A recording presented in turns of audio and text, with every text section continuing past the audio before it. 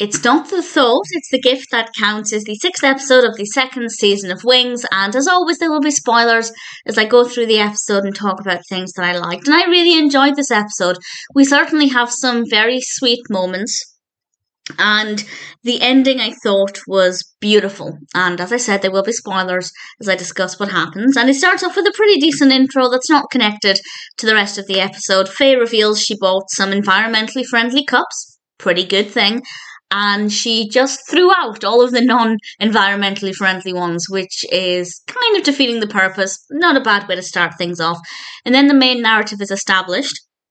And we actually watch some home movies of when Helen and Brian and Joe were little children. And I have to say they're rather adorable. We do see the home movies a little bit too frequently for my liking after this point.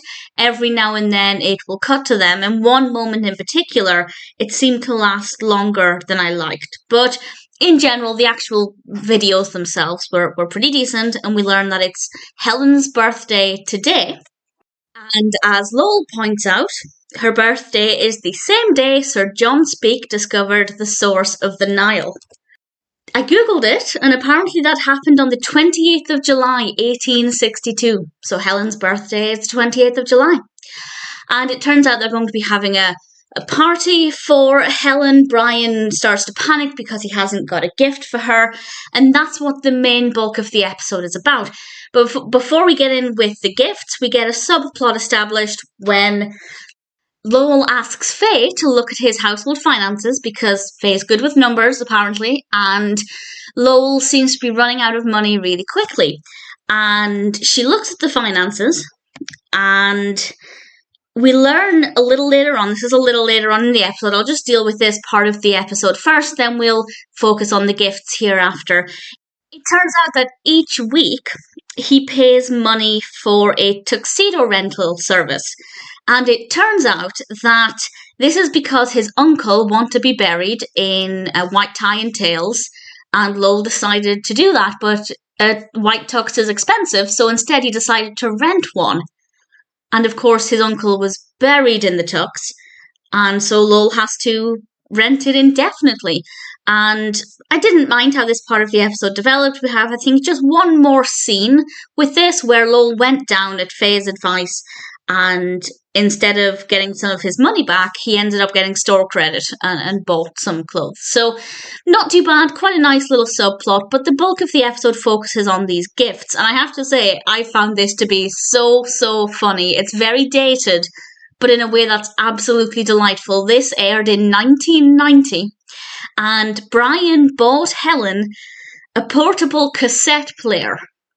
And I thought, that's a strange gift. And then I realised, okay, 1990. And Joe thought this was an extravagant gift. And it cost $65 for the portable cassette player. So Joe retaliates because he doesn't want Brian to get her a better gift than he did. And he gets her a cheese pot, a fondue pot.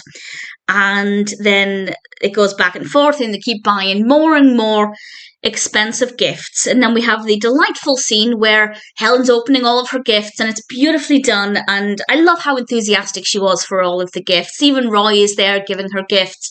Roy is definitely one of the gang by this point. And Brian got her a CD player, a $500 CD player. And it's just so baffling. I was born in 1992, for context. It's baffling to me to think that at some point there was a household without a CD player. Obviously, I know how things work. I'm well aware that at one point they didn't exist. But given the fact that I was born in 1992, it's just a strange concept to me. And her excitement was amazing, and I can't even imagine what that would feel like to suddenly have access to instant tracks. Because obviously when you have cassettes, at the very least you have to fast forward to get to the track you want. Whereas with the birth of the CD player, you could just select the track that you wanted without having to go through all of that. And it must have been really incredible and really groundbreaking for the time. And I totally get Helen's enthusiasm for that.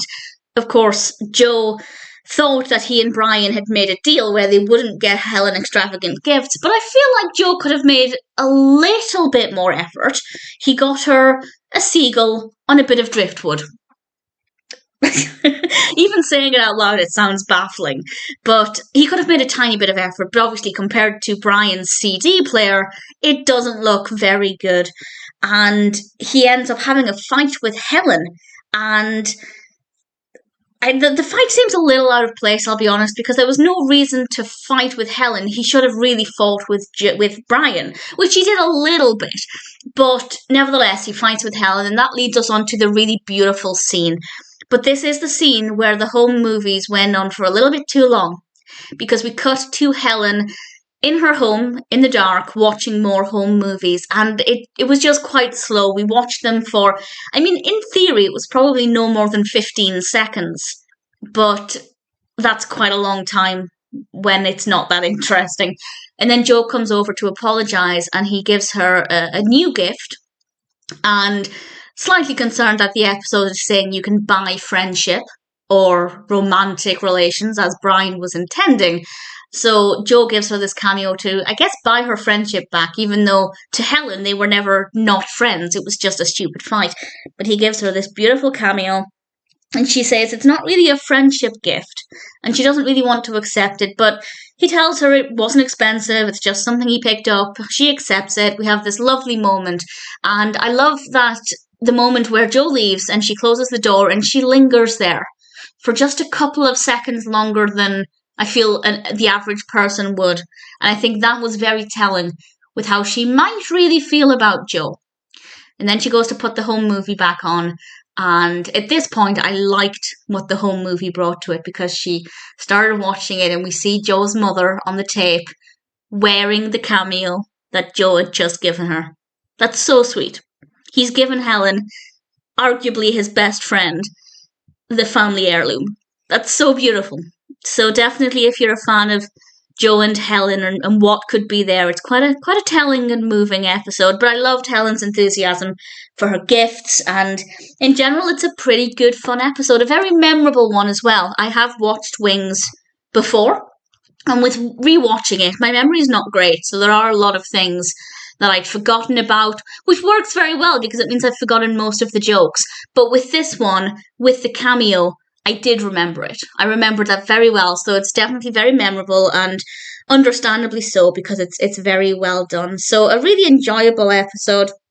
Definitely one that is dated, but in a way that's really fun and really charming. And as I said, I can't even imagine what it would be like to suddenly have the power to select whatever song you want to listen to without having to fast forward on a cassette and hope that you stop it at just the right moment. I did have a cassette player as a child. It's worth pointing out. I do have that experience. But also, I think I got my first CD player when I was maybe, I want to say 8. In fact, actually, I think my first CD player might have been my PS1. The PS1 played CDs. I could be misremembering that. Completely irrelevant to my enjoyment of the episode. Either way, it's not the thought, it's the gift that counts, is definitely a great episode of Wings.